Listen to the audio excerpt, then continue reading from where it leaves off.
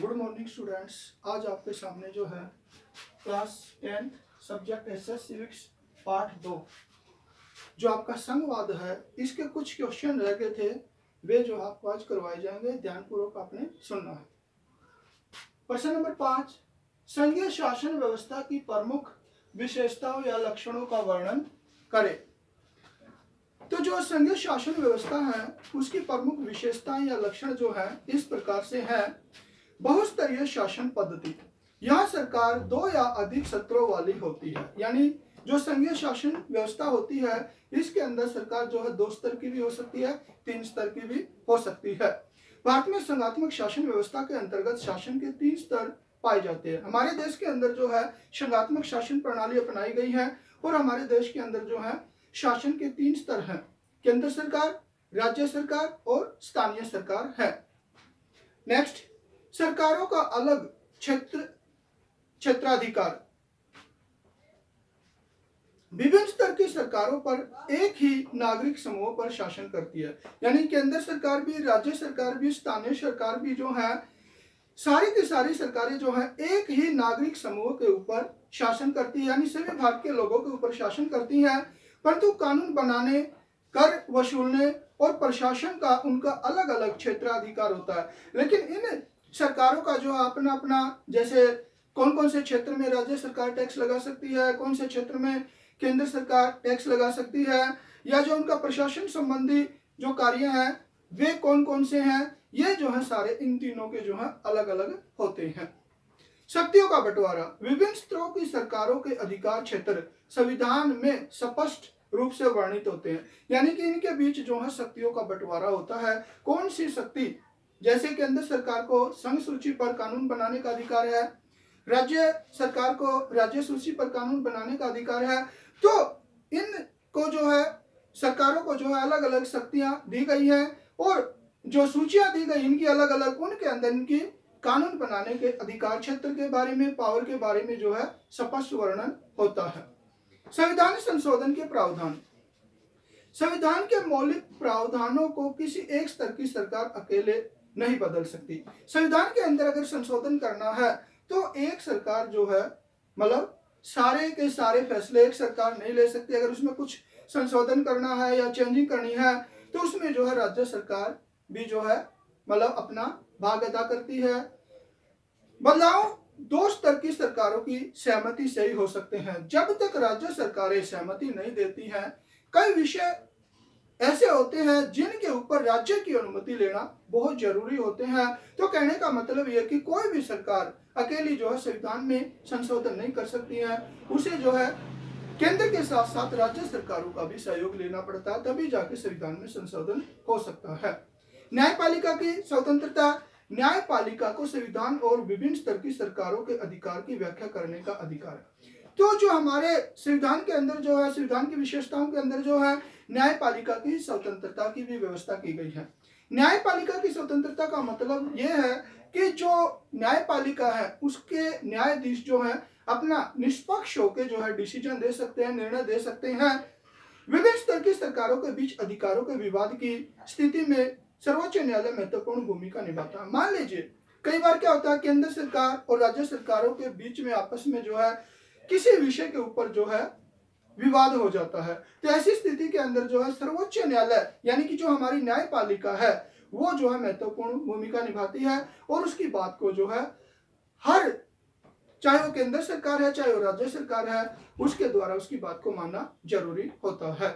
इसके बाद देखिए क्वेश्चन नंबर 6, 73वें संवैधानिक संशोधन की प्रमुख विशेषताएं लिखिए। तो जो 73वां संवैधानिक संशोधन किया गया था उसके अंदर क्या कुछ विशेषताएं हैं। सत्ता का विकेंद्रीकरण करने के उद्देश्य से भारतीय संसद ने 1992 में भारतीय संविधान में संशोधन किया। यानी कि जो पावर है उसका विभाजन करने के लिए जो है भारतीय संसद ने जो 1992 के अंदर जो है भारतीय संविधान के अंदर कुछ संशोधन किए जो इस प्रकार हैं। इन संशोधन के माध्यम से जो है कुछ जो विशेषताएं निकल कर आती हैं वे इस प्रकार हैं।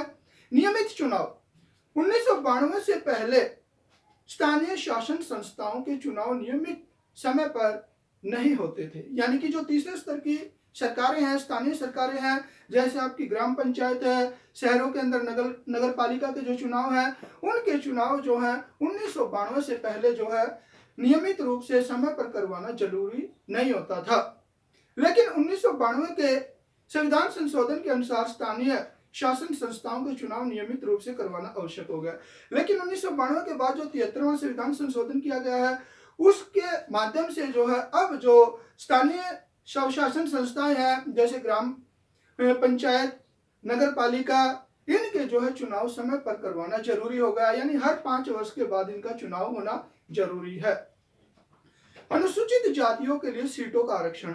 इन निकायों के सदस्य तथा पदाधिकारियों के पदों में अनुसूचित जातियां, अनुसूचित जनजाति और पिछड़ी जातियों के लिए सीटें आरक्षित की गई है।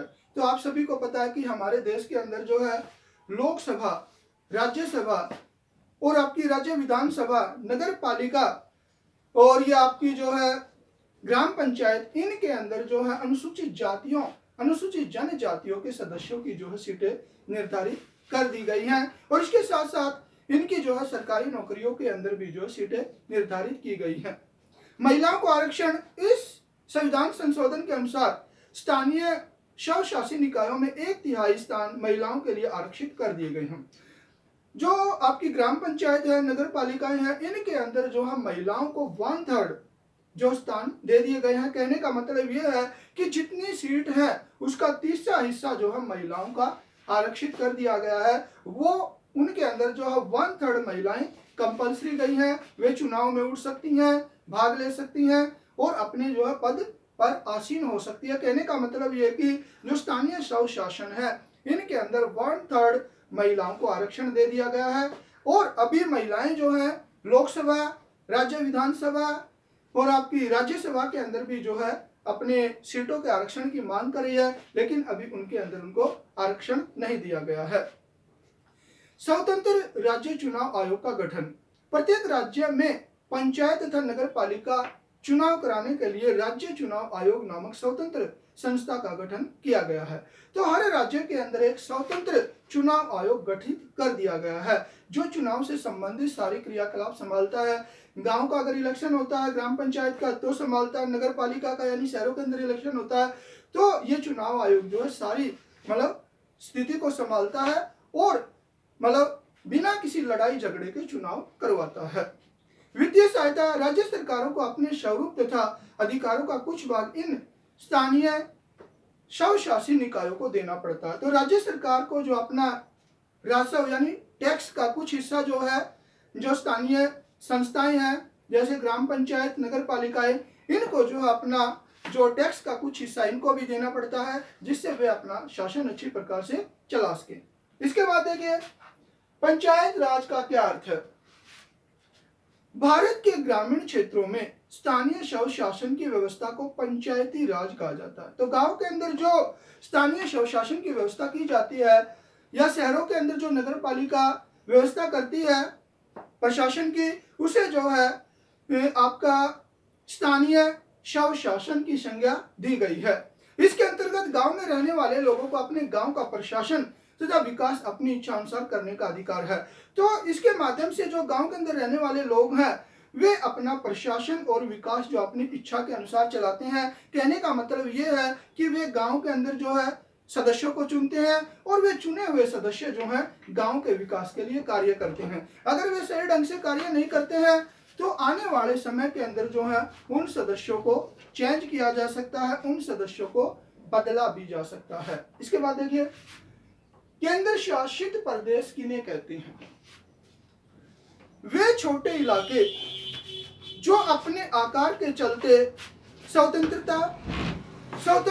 प्रांत नहीं बन सकते, यानी कि वे छोटे इलाके जिनका आकार बहुत छोटा है और एक स्वतंत्र प्रांत यानी राज्य का आकार ग्रहण नहीं कर सकते, तो इनका शासन केंद्र के द्वारा चला जाता है। तो ऐसी स्थिति के अंदर जो उनका शासन केंद्र सरकार के द्वारा चला जाता है, इन्हें केंद्र शासित प्रदेश कहते हैं। आज हमारे देश के अंदर 9 केंद्र शासित प्रदेश है। तो बच्चों आज आपको जो है मैंने सिविक्स का चैप्टर 2 के जो क्वेश्चन रहते थे वे कंप्लीट करवा दिए हैं। अब आपने जो याद करने हैं वे और आप लिख लीजिए, और ये आपने याद भी करने हैं और कॉपी में भी लिखने हैं। पहला क्वेश्चन आपका, संघीय शासन व्यवस्था क्या है। सेकंड क्वेश्चन, संघात्मक शासन व्यवस्था वाले 3 देशों के नाम लिखिए। नेक्स्ट क्वेश्चन, एकात्मक शासन व्यवस्था वाले 3 देशों के नाम लिखिए। इसके बाद आपका 1992 के संविधान संशोधन से पहले भारत में कितने स्तरीय शासन व्यवस्था थी। नेक्स्ट है, 22 भाषाओं को भारतीय संविधान की कौन सी अनुसूची में रखा गया है। नेक्स्ट, दुनिया के कितने देशों में संघीय शासन व्यवस्था है। भारत में पंचायती राज व्यवस्था को संवैधानिक दर्जा कब दिया गया। ग्राम सभा किसे कहते हैं। ग्राम पंचायत के अध्यक्ष को क्या कहते हैं। पंचायत समिति का कार्यकाल कितना है। नगर निगम के राजनीतिक पदाधिकारी को क्या कहते हैं। राज्य पुनर्गठन आयोग की रिपोर्ट को किस वर्ष लागू किया गया। तो ये सभी प्रश्न आपने जो है, अगर आप चैप्टर पढ़ लो तो बहुत अच्छा है, नहीं तो आपने जो है वीडियो देख के उसमें से ये सारे क्वेश्चन जो है निकल आएंगे। आपने कॉपी में भी लिखने हैं, याद भी करने हैं, इसके साथ साथ अभ्यास के प्रश्न भी जो आपने याद करने हैं। धन्यवाद।